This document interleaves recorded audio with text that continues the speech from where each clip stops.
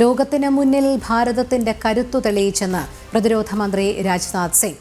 രാജ്യത്തിന്റെ സൈനിക ശേഷി വർദ്ധിപ്പിച്ചു.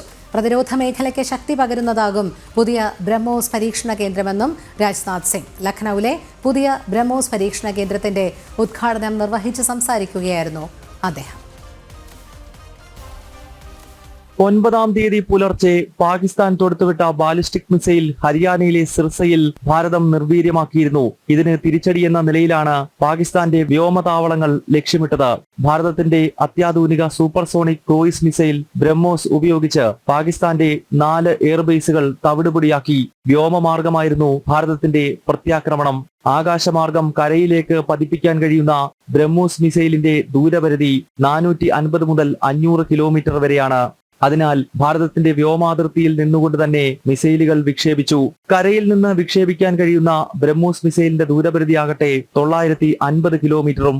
അതേസമയം ദേശീയ സാങ്കേതിക ദിനത്തിൽ ലക്നൌവിൽ ബ്രഹ്മോസിന്റെ നിർമ്മാണ കേന്ദ്രം പ്രതിരോധ മന്ത്രി രാജ്നാഥ് സിംഗ് ഉദ്ഘാടനം ചെയ്തു. 80 ഏക്കറിൽ 300 കോടി മുടക്കിയാണ് നിർമ്മാണം. പ്രതിവർഷം 90 മുതൽ 100 വരെ ബ്രഹ്മോസ് മിസൈലുകൾ ഇവിടെ നിർമ്മിക്കും. ജനം, ഡൽഹി.